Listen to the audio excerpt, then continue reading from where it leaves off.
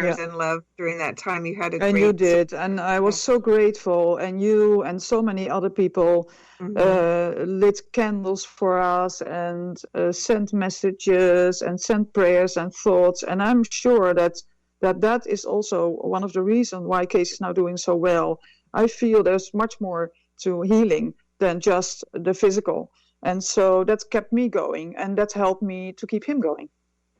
It just warms my heart. It brings tears to my eyes too, Madeleine, because it's such a wonderful example of how we can, this is the dream I've had for 20 years, is how we can integrate in this way.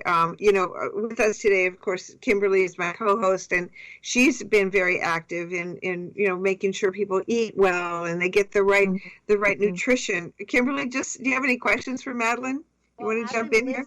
As I'm listening, I have a interest in the essential oils as well, and of course, I'm an integrative health coach, so I understand the whole full approach. And my question is the oils that you selected in that immediate need where you needed them. Maybe tell the listeners why you selected certain ones and why would you put them on certain areas of the feet. Okay. I can do that. I'm just kind of curious because I think it would help them to maybe get more interested, because that's how I got interested in food, by learning, kind of maybe why some of the natural healing information that they provide to the body. So I'm just kind of curious. You mentioned a few. Sure. It was a big challenge to choose, not so much to choose the aromatics, but to choose how to apply them in his situation. Because imagine this: your husband is in ICU. He has on the left, on the right of his head are infusions, pumps, whatever. He's on a ventilator, so I can't really do anything on his chest or anything closer to his face because of all that. So and he was in a cooling suit, which is a sort of a cooling blanket from head to toe, because his temperature otherwise would go up too much. So the only place I could actually go to were his feet. And now the soles of the feet, the skin of it is 50 times thicker than our normal skin. So that's actually the least positive condition to have essential oils absorbed into the skin. So what I did was, because he had some hair on the upper side of his feet, I started there, and then I rubbed the oil onto the sides of the Achilles tendon. Does that make sense? Because there's big vessels going just underneath the skin.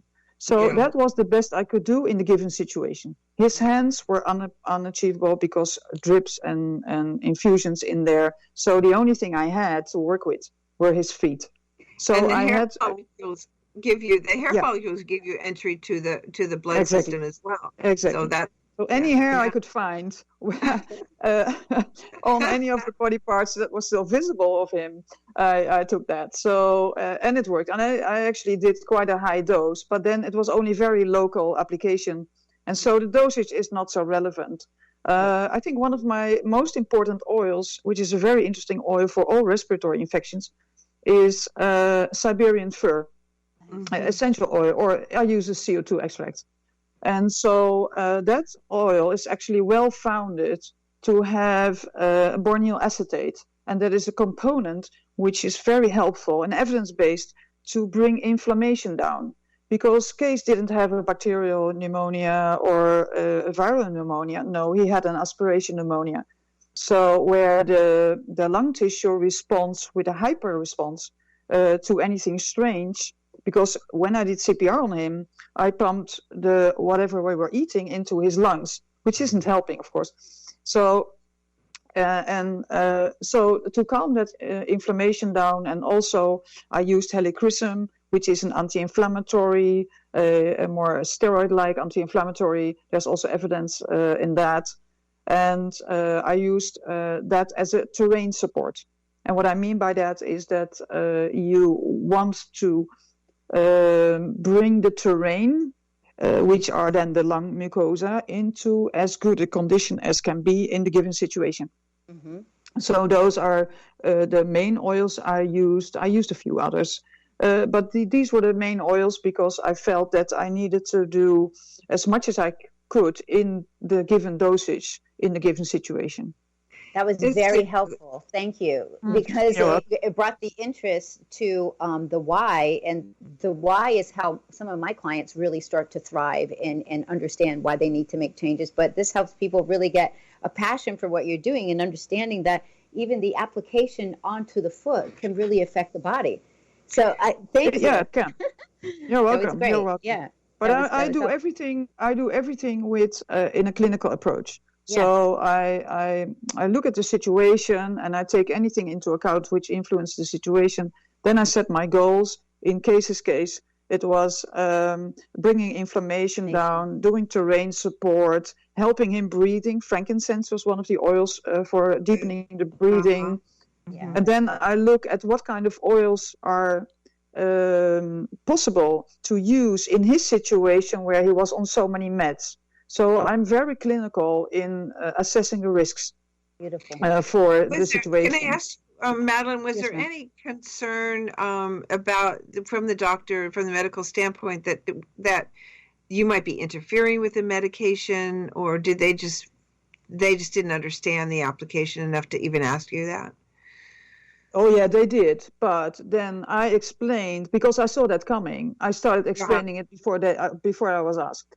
Good. Because I wanted them to trust me. I wanted them to trust that the wife, who used to be a nurse, that she would know what she was doing. I don't think I would have had so much credit from them if I hadn't been a nurse before, and if I hadn't had so much confidence.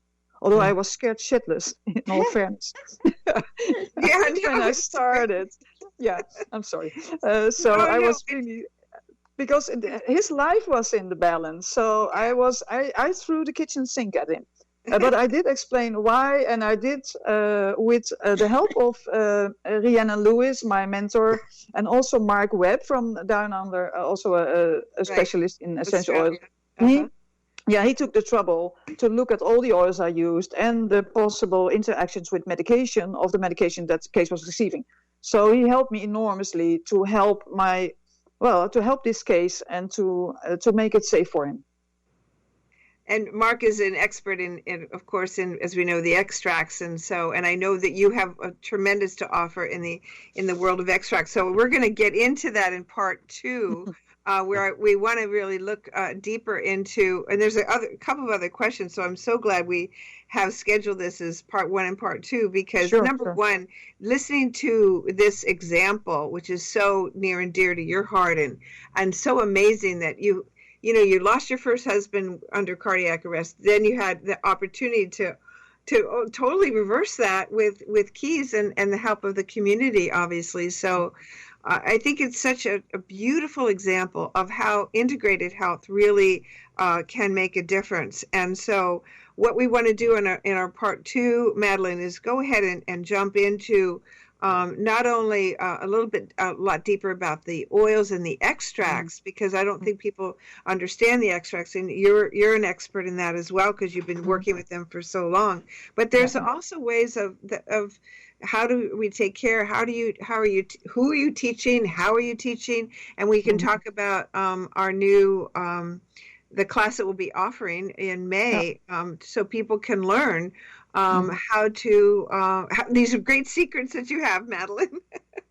Well, I'm happy to share my secrets with you, and the world should know, because it will improve patients' well-being so much. Great. The way that people can get a hold of you, go ahead and let us know. Okay, my website is www.kikozo.info, which is KICOZO.info is my website. And if you scroll to the English page, there's a lot about me to see and read, and also about my books and who I am. It's all on the website. That's so great. Thank you so much. You're welcome. Thank you. And we're going to jump into part 2 in a minute. So. I'm looking forward to it already. All right, great. Thank you so much, Madeleine. Thank you. Thanks for tuning into our show on societybitesradio.com. Don't worry if you've missed a show. You can find them all on our website at SarasotaHolisticChamberofCommerce.com.